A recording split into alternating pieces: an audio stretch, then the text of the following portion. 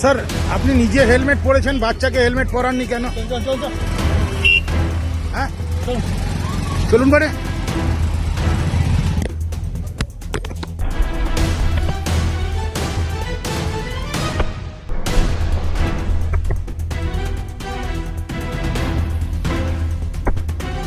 Helmet নেই কেন প্রশ্ন করতেই মেজাজ হারালেন পুলিশ কর্মী। পথ নিরাপত্তা সপ্তাহে যখন হেলমেট ও সিট বেল্ট ব্যবহারে সাধারণ মানুষকে সচেতন করতে তৎপর ট্রাফিক পুলিশ, ঠিক সেই সময় দুর্গাপুরের সামনে এলো বিতর্কিত একটি ঘটনা। অভিযোগ, এক বেসরকারি ইংরেজি মাধ্যম স্কুলের সামনে শিশুদের মাথায় হেলমেট ছাড়াই মোটর বাইকে বাড়ি নিয়ে যেতে দেখা যায় বহু অভিভাবককে। সেই সময় উপস্থিত ছিলেন আসানসোল দুর্গাপুর পুলিশ কমিশনারেটের এক এএসআই মোহিতা। অভিযোগ, তিনি হেলমেট পরে থাকলেও গাড়ির সামনে বসে থাকা শিশুটির মাথায় হেলমেট ছিল না। ঘটনাস্থলে উপস্থিত এক সাংবাদিক বিষয়টি নিয়ে প্রশ্ন তুলতেই পরিস্থিতি উত্তপ্ত হয়ে ওঠে। অভিযোগ, ক্ষুব্ধ হয়ে ওই পুলিশ কর্মী সাংবাদিকদের হাতে থাকা মোবাইল ফোন ছুঁড়ে ফেলে দেন। ঘটনাকে ঘিরে এলাকায় চাঞ্চল্য ছড়ায় এবং পথ নিরাপত্তা সপ্তাহের মধ্যেই পুলিশের ভূমিকা নিয়ে প্রশ্ন উঠতে শুরু করে। অভিযোগের বিষয়ে এএসআই মোহিদ্দা বলেন, তাড়াহুড়োতে হাত লেগে ফোনটি পড়ে গেছে, আমি ক্ষমা চেয়ে নিয়েছি।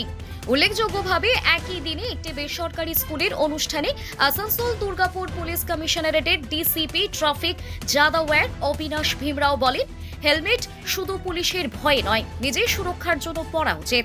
শুধু গাড়ি চালককে হেলমেট পরলে হবে না, বাকি যাত্রীদেরও সুরক্ষার জন্য হেলমেট পরতে হবে। সেই বক্তব্যের পর একজন পুলিশ কর্মীর বিরুদ্ধে এমন অভিযোগ ওঠায় বিষয়টি নিয়ে প্রশ্ন আরও জোরালো হয়েছে।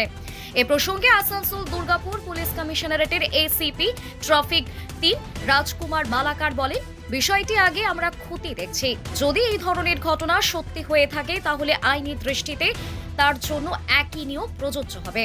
কেন এই ধরনের ঘটনা ঘটলো এবং মোবাইল ফোন কেন ছুঁড়ে ফেলা হলো তা তদন্ত শুরু হয়েছে। হেলমেট নেই কেন? আমি তাড়াহুড়ো ঘর থেকে এসেছি তো ভুলে গেছি। এটা আপনার সেফটি থেকে বাচ্চা সেফটিটা তো আগে দেখবেন মা হিসাবে।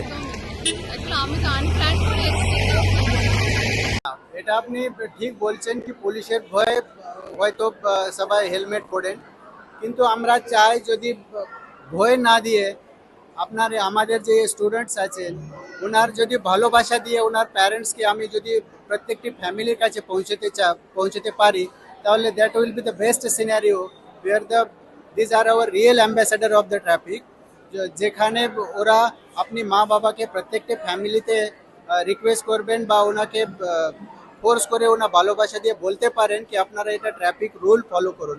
তো আমি মনে করি এটা যদি স্টুডেন্টস মাধ্যমে হয় তাহলে that will be the most effective and appropriate way to deal with the traffic rules. দেখুন, কেউই আইনের ঊর্ধ্বে নয়। আপনার সাথে যদি কোনো দুর্ব্যবহার যেটা আপনি বলছেন সেটা যদি হয়ে থাকে, আমাদের এনকোয়ারি শুরু হয়েছে। ওনার যেটুকু ফল্ট পাওয়া যাবে তার বিরুদ্ধে ব্যবস্থা নেওয়া হবে।